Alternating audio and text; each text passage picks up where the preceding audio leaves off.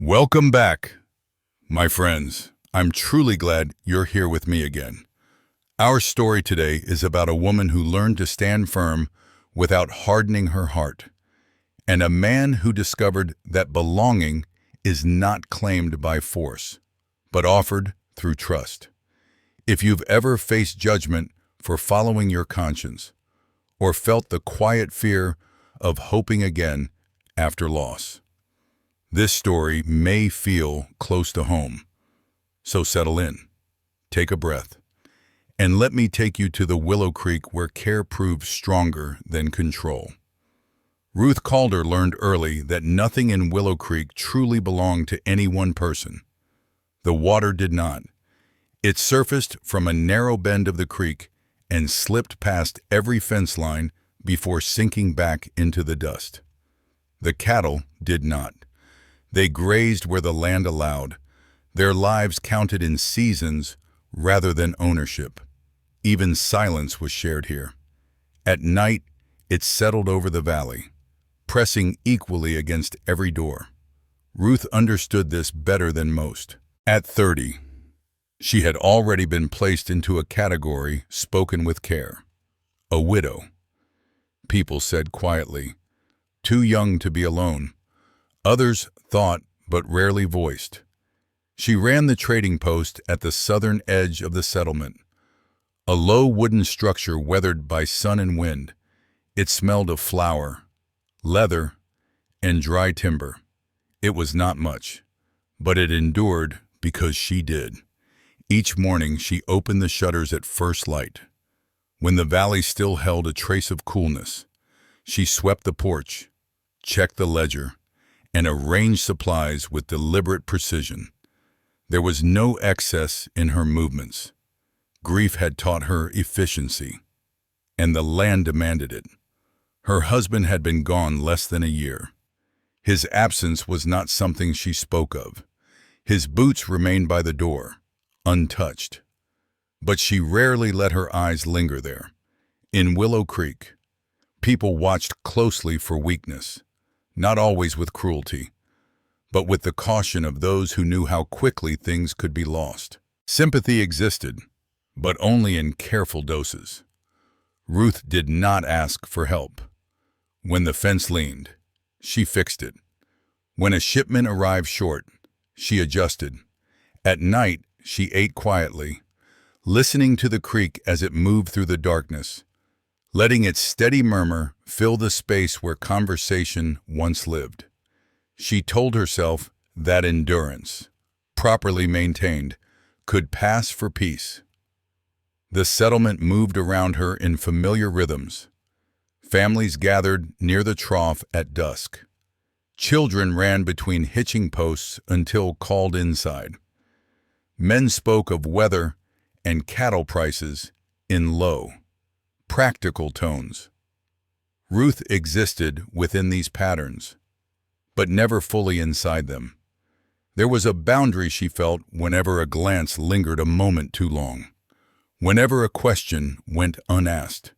She had learned how to stay within that boundary, to be polite without inviting closeness, to be capable without becoming dependent, to make herself useful without drawing attention. That morning, as the sun climbed and the heat settled into the ground, Ruth stood in the doorway of the trading post and looked out over Willow Creek. Dust rose where cattle moved slowly toward open range. The air smelled of sage and dry grass. Everything appeared as it should, and yet something felt thin, stretched tight over an unseen edge. Ruth turned back inside and reached for the ledger, telling herself that some days carried weight for no reason at all. She did not yet know that by sundown, a stranger would walk up the road toward Willow Creek, and that the careful balance she had built would begin, quietly, to shift.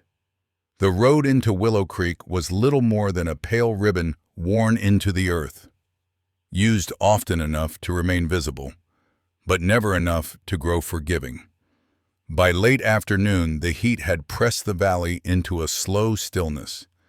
Even the cattle had quieted, drifting towards shallow dips in the land where a hint of shade lingered. Inside the trading post, Ruth worked with her sleeves rolled to the elbow, counting sacks of grain by touch as much as sight. The room held the day's warmth, the air carrying the dry smell of burlap and sun-baked wood. She was midway through an entry in the ledger when a sound reached her, subtle but out of place. Someone was approaching on foot. Ruth paused, listening more carefully this time. There was no jingle of tack, no creak of wagon wheels, just the steady rhythm of boots on packed earth. Slowing as they reached the porch, whoever it was stopped short of the doorway, as if aware of an invisible line. She closed the ledger and stepped outside. The light had softened, turning the dust in the air a muted gold. A half-Apache man stood near the edge of the porch, leaving space between himself and the door. He was young, perhaps in his late 20s, lean rather than broad, with a posture that suggested patience learned over time. His clothes were worn but mended with care. A hat shaded his face, though dark hair showed beneath it, tied back low at the nape of his neck. He waited for her to speak. "Ma'am," he said finally, his voice quiet but steady. "I was hoping I might have some water." Ruth studied him longer than courtesy demanded. Travelers passed through Willow Creek often enough, but most arrived with an air of expectation, as if the settlement owed them something simply for having endured the road. This man carried no such assumption. His hands rested loosely at his sides, his gaze lifted toward her, but never intrusive. "There's a pump around the side," she said, gesturing with her chin. "Thank you." He moved only then, drawing water with unhurried care. Ruth listened to the handle creak and the soft splash into the tin cup. When he returned, he drank slowly, then refilled the cup and placed it back where it belonged, as though order mattered even in small things. "My name's Micah Gray," he said after a moment.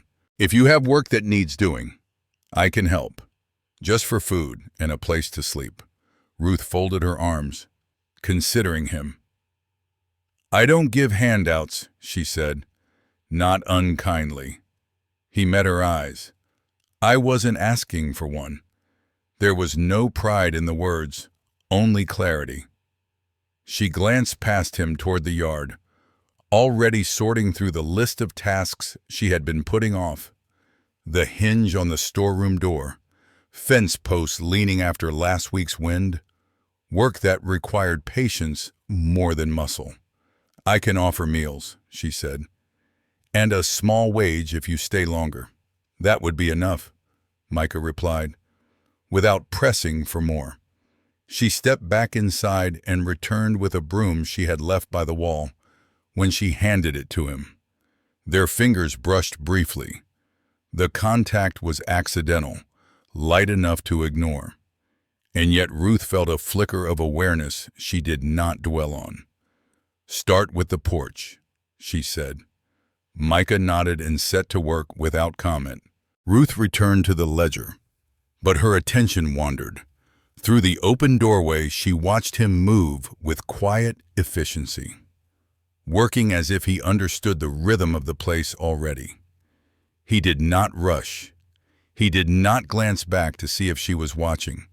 As the sun slipped lower and the valley began to cool, Ruth became aware of a sound she had not heard in some time, the presence of another person moving through her space without disturbing it.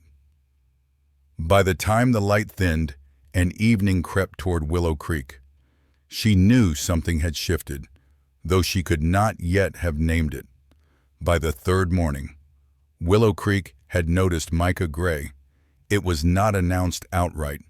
No one asked Ruth directly why she had taken in a stranger, and no one spoke his name with accusation.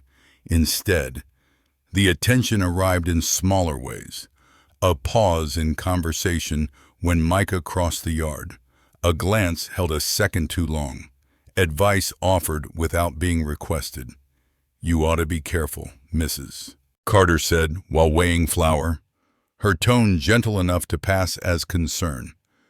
"People talk." Ruth nodded, as she always did, and slid the sack across the counter.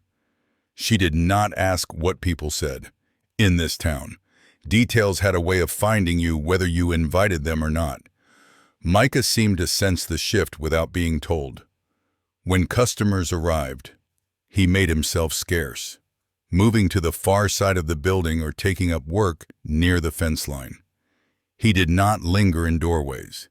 He did not insert himself into conversations if someone spoke to him. He answered politely and briefly, then returned to his task. Ruth noticed these things because she had trained herself to notice what kept peace. In the afternoons, when the sun pressed hardest against the land and the settlement slowed to a cautious quiet, she watched him from the corner of her eye as she worked. He repaired what needed repair and left untouched what did not. When he finished a task, he waited rather than assuming the next. It was a kind of restraint she recognized. Though she had never put words to it before, it unsettled her more than she expected. One evening, as she prepared supper, Ruth set out 2 plates by habit and froze. The second plate hovered in her hand for a moment before she quietly returned it to the shelf.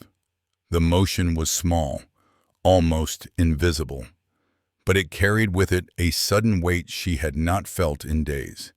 She thought of her husband then, not as he had been at the end, but as he was before the land had taken so much from him. The memory passed quickly, but it left a question in its wake. Is it too soon? The thought startled her, and it felt uninvited. She had not been looking for anything. She had only been trying to get through her days intact. Yet something about Micah's presence had loosened a door she believed she had shut on purpose. That night, she lay awake longer than usual, listening to the creek and to the faint sounds of the settlement settling itself. She imagined how it might look to others. A young widow, a man with no clear place among them. She knew how stories formed in towns like Willow Creek. She had seen them take shape around others. I remember when my father passed away.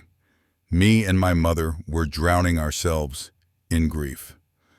I knew well at a very young age that sorrow was not something you could outrun. After 5 years, I expected my mother to let herself fall in love again. She didn't want to talk about it.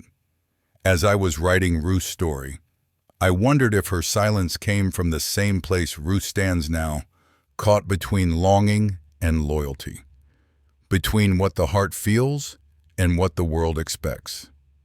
I don't pretend to fully understand that space, but if you've lived there yourself, I'd be grateful to hear from you in the comments.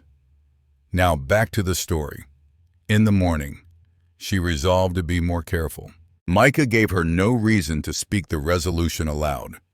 He rose early and took his meals outside when others were present. When he spoke to her, it was about work, or supplies, or the weather moving in from the north. There was no familiarity in his tone, no invitation for misinterpretation. It was as if he understood the burden she carried and chose not to add to it. The realization eased something in her chest. Late that afternoon, as Ruth stacked crates near the storeroom, Micah approached and stopped a respectful distance away. "The fence by the south pasture will need attention before the next drive," he said. "I can handle it tomorrow if that suits you." "That would help," she replied, then hesitated. "You don't have to take on more than we agreed." "I know, ma'am," he said simply. Their eyes met for a brief moment. There was no heat in the exchange. Ruth understood then that whatever she felt did not demand action. It could exist without being acted upon. The relief of that knowledge surprised her. The following day, a group of men gathered near the trough, their voices low. Ruth passed close enough to hear her name mentioned, then Micah's. The words weren't sharp, but they were not kind either. She kept walking, the sound of her boots steady against the packed earth. When she returned to the trading post, Micah was tightening a fence post, his back to her. He straightened as she approached and waited, as he always did, for instruction. "Micah," she said. He turned. "You can stay," she told him, "as long as you like." She wasn't defending or explaining anything. The statement hung between them, clear and complete. He studied her face for a moment, as if measuring something unseen. Then he nodded once. "All right," as he returned to his work. Ruth felt the quiet certainty of a decision made without spectacle. The unease she had carried began to loosen, not because the world had grown simpler, but because she had stopped trying to outrun her own heart. What neither of them noticed, as they worked beneath the lengthening shadows, was the way a pair of unfamiliar eyes observed the settlement from the rise beyond the creek, already calculating how fragile such balance could be. August Crowell did not announce himself when he came to Willow Creek.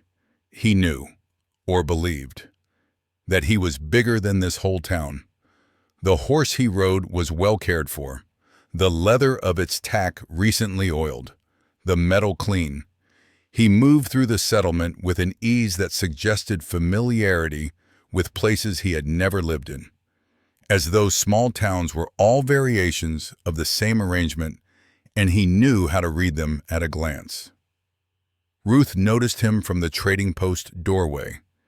He paused near the trough, greeting a pair of ranchers with a nod that carried just enough warmth to feel intentional. His voice did not carry far, but people leaned in to hear it anyway. That alone told her something. Men who expected to be ignored spoke loudly. Men like Crowell did not. He approached her porch without hurry, hat in hand, eyes already cataloging what stood behind her. The shelves, the ledger, the condition of the boards beneath his boots.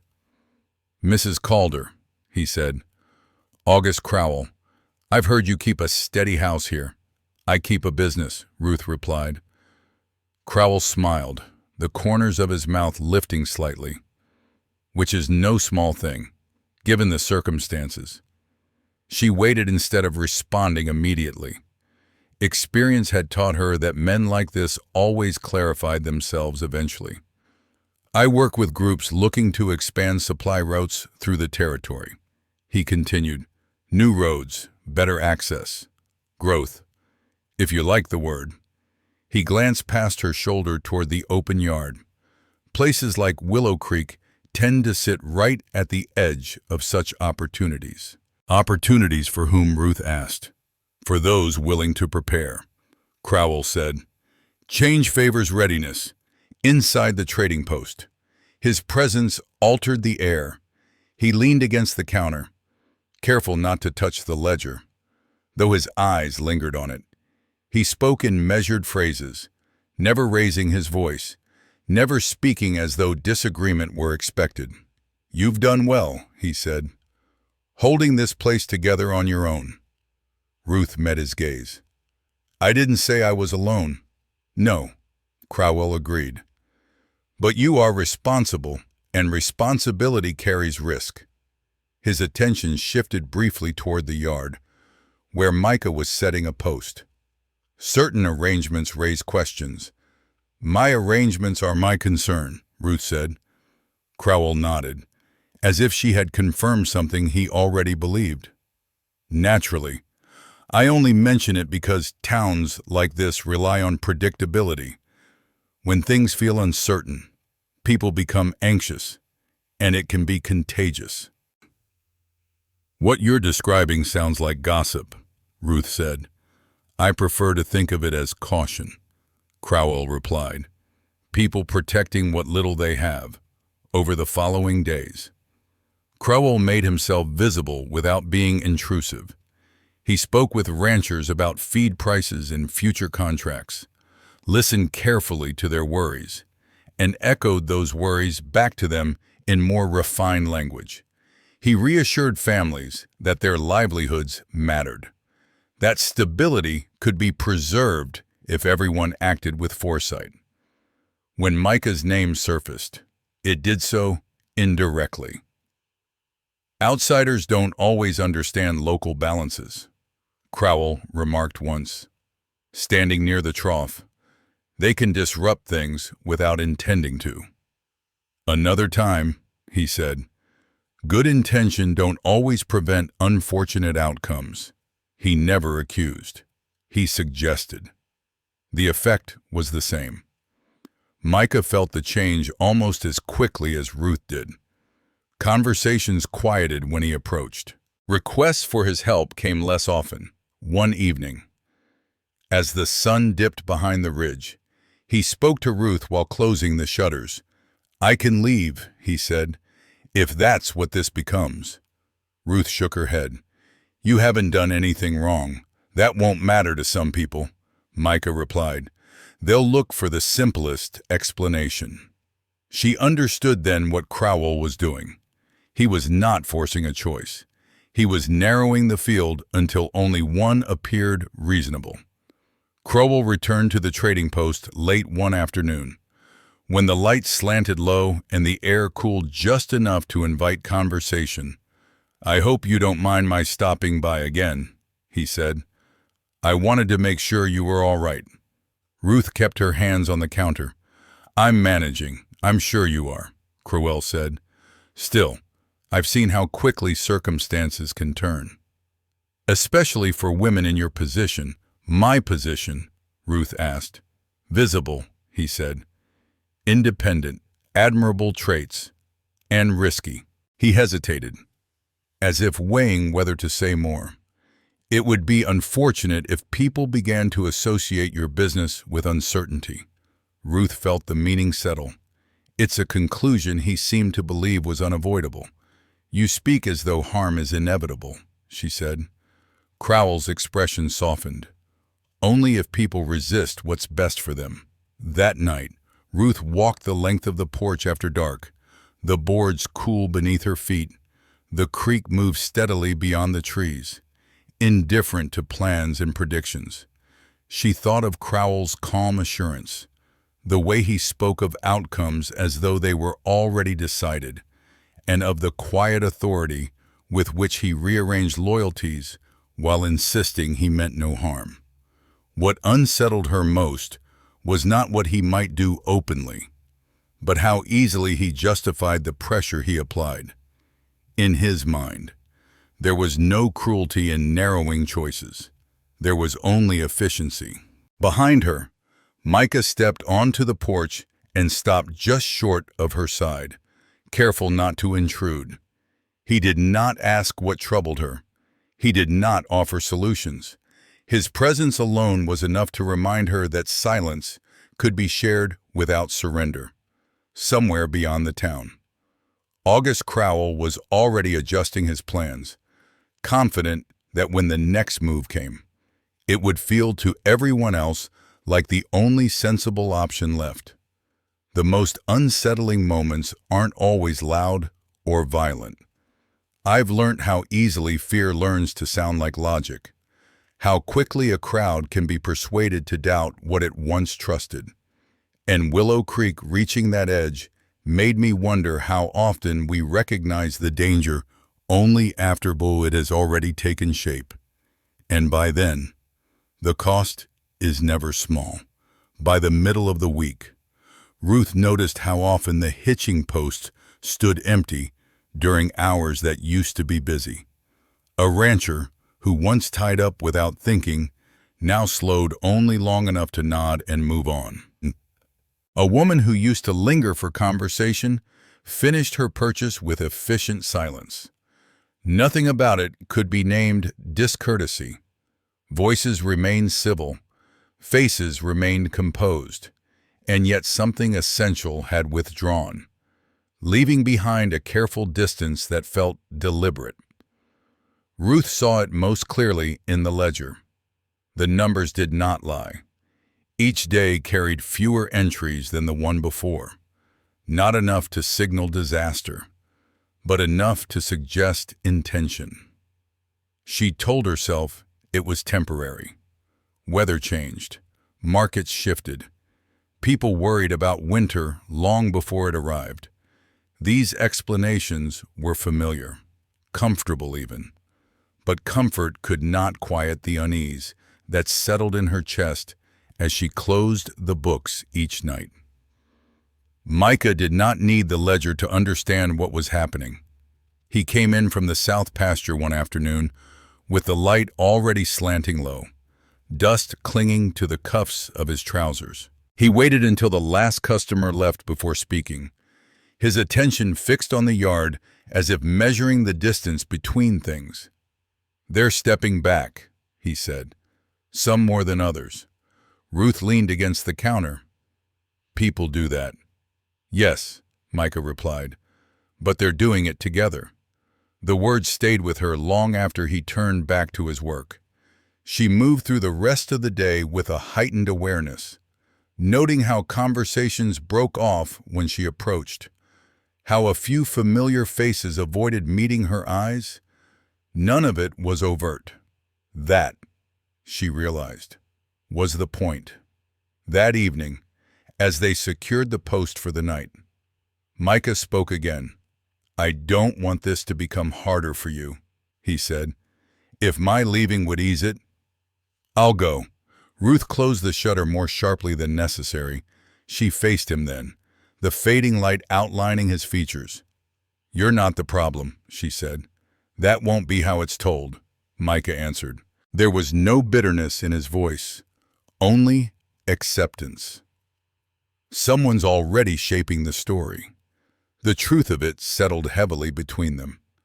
Ruth had spent her life learning how stories traveled in places like Willow Creek, how easily they gained weight when no one challenged them. She looked at Micah and saw, not for the first time, how carefully he had been holding himself apart, how he made room for others before taking any for himself, how he waited to be asked rather than assuming welcome. "I'm tired of adjusting myself to make things easier for people who won't meet me halfway," she said. Micah searched her face, as if listening for doubt, finding none. He nodded. "Then I stay," he said. The decision did not arrive with relief. It arrived with resolve. Ruth felt it settle into place, firm and unyielding, as if she had finally stopped bracing against an inevitable push. The next morning, she walked through Willow Creek with Micah beside her. They did not make a display of it. No need. Their pace matched naturally, their steps falling into quiet alignment as they passed the trough and the cottonwoods near the creek. Ruth felt the attention they drew, sensed the questions forming behind eyes that followed them. She resisted the urge to explain herself. The absence of explanation felt like a small act of defiance. At the trading post, she unlocked the door and paused. Then, without comment, she stepped aside and allowed Micah to enter first. He hesitated, surprised, before accepting the gesture.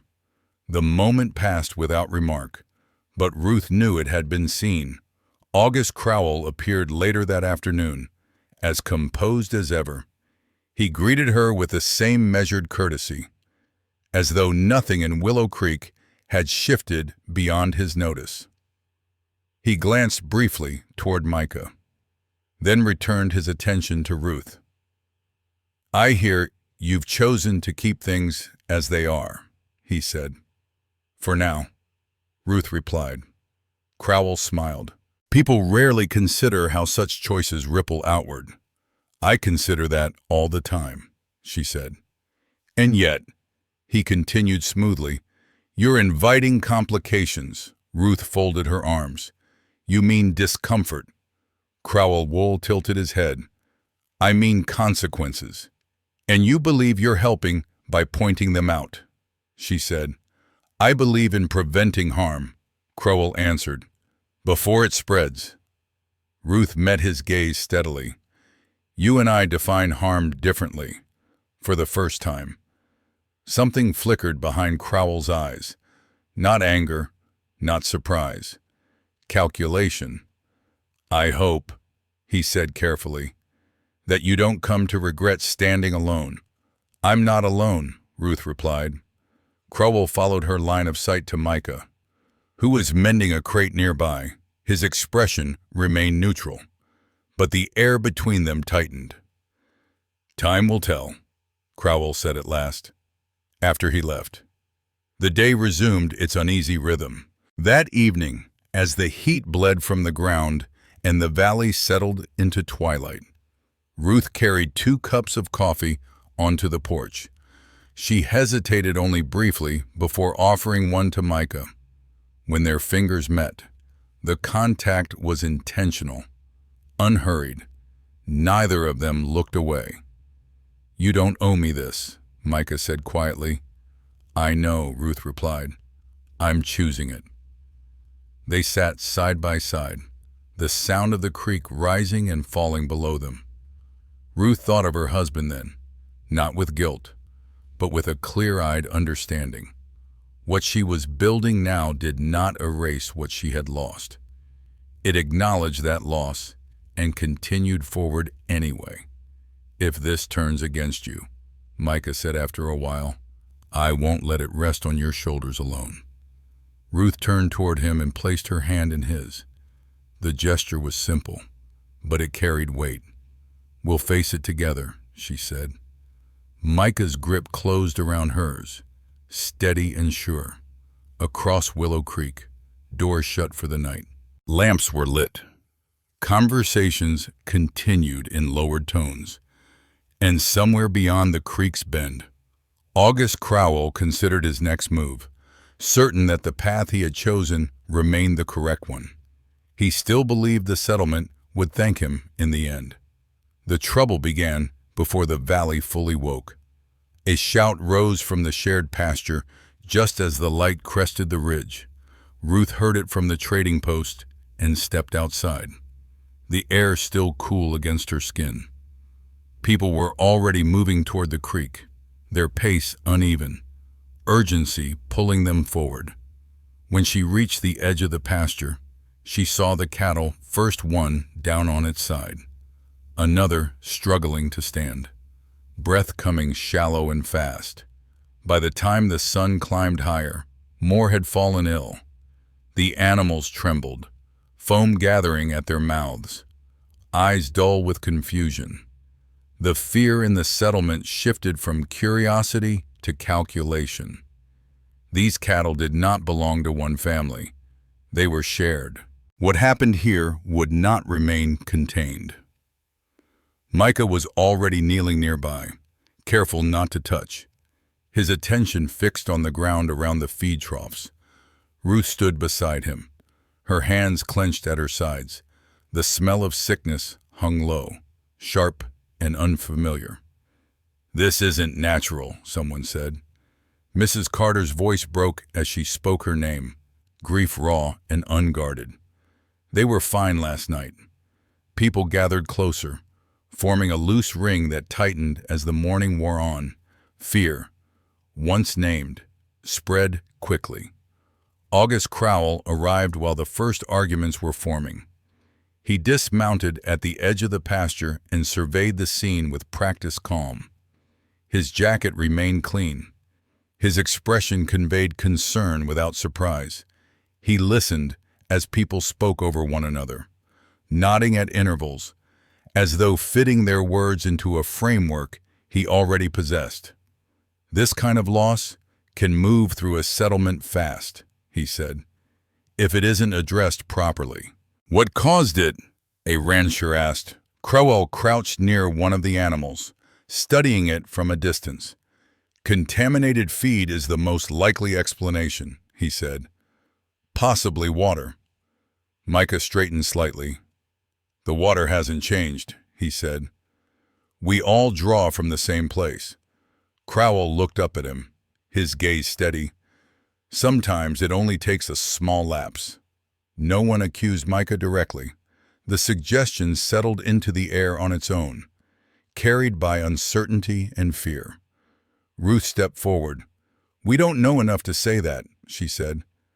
Speculating won't save what's left. Crowell nodded, as though agreeing. Which is why we should act cautiously.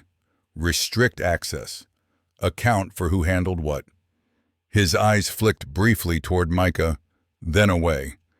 Responsibility matters in moments like this. As the morning wore on, the losses became clear. Several cattle lay still. Others wavered on their feet. The sound of low voices filled the pasture, edged with worry and restrained anger. Crowell moved among the families, offering reassurance in measured tones. When he reached Mrs. Carter, he rested a hand lightly on her shoulder. I'm very sorry, he said, especially knowing how quickly this must have happened. Poison introduced into grain before the dew settled would act fast. The quiet that followed was immediate. Ruth felt the shift before she understood it. Mrs. Carter lifted her head slowly. Poison, she repeated. How would you know the timing? Crowell's smile faltered for the first time. Experience, he said smoothly. Patterns tend to repeat. Micah turned toward him. That level of certainty usually comes from seeing it firsthand. A murmur rippled through the group. Ruth stepped closer. You mentioned feed, she said, but the Carters didn't take grain from the store last night. Mrs. Carter shook her head. We didn't. Crowell straightened, his expression tightening. Then someone may have moved it. Panic leads to mistakes. Panic doesn't explain details you haven't been given, Ruth replied. The ring of people contracted further. Someone near the back spoke up, recalling Crowell's earlier remarks about instability and consequences. Another remembered his warnings about things turning if the settlement did not settle itself. The pieces did not fall into place all at once. They aligned slowly.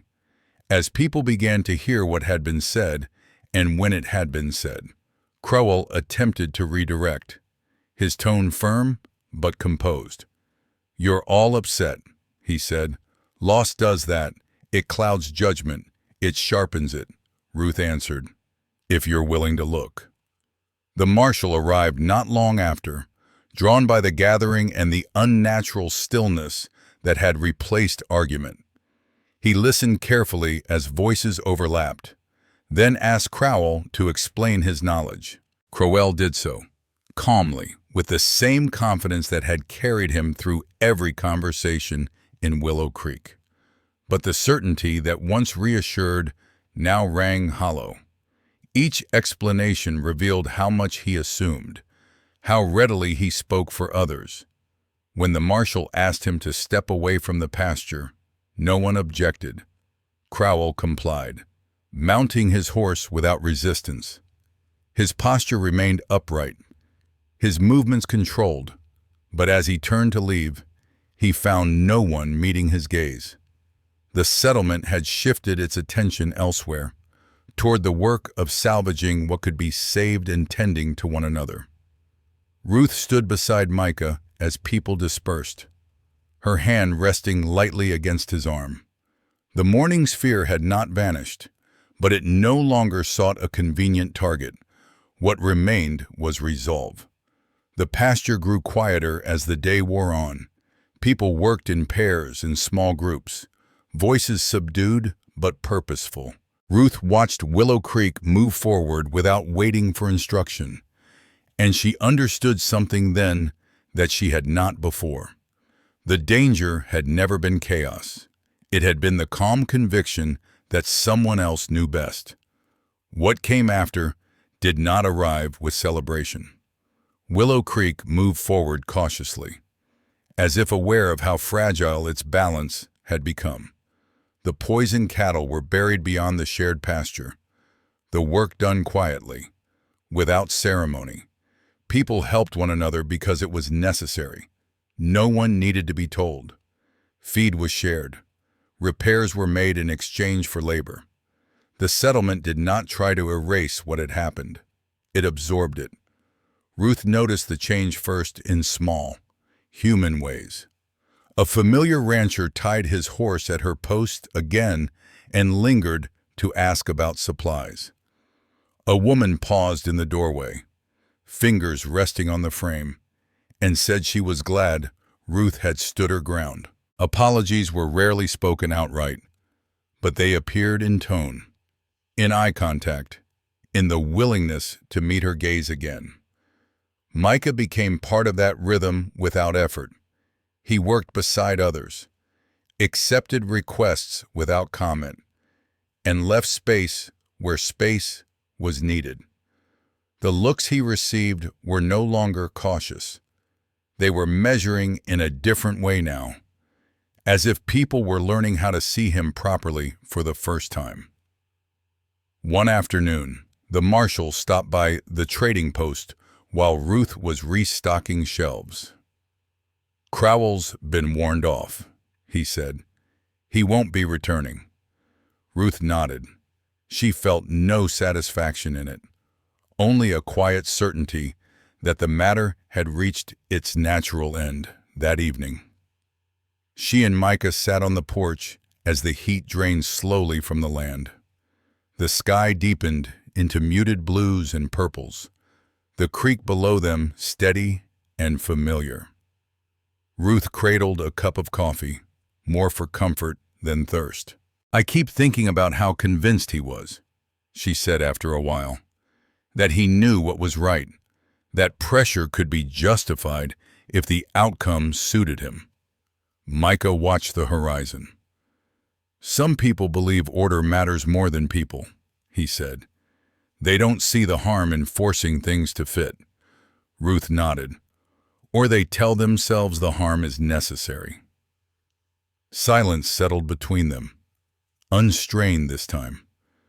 Ruth became aware of how close he was, of the warmth at her side, of how natural that closeness had begun to feel. She turned toward him, the decision forming before she fully named it.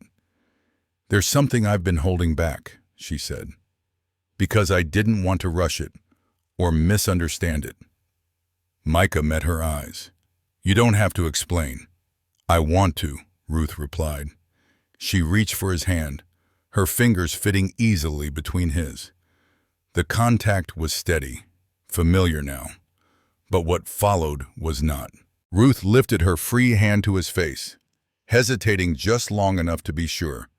Micah did not move away. Their first kiss was quiet, careful. It held none of the urgency Ruth had once imagined romance required.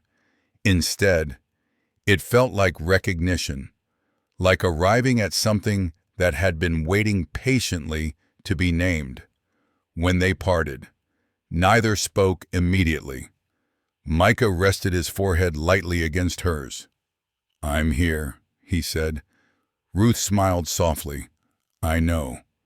They stayed on the porch until the stars emerged fully, until the sounds of Willow Creek settled into evening. Behind them, the trading post stood solid, marked by weather and time, but intact. In the weeks that followed, the settlement rebuilt more than fences and trust. People spoke differently now about certainty, about who should be allowed to decide the fate of others.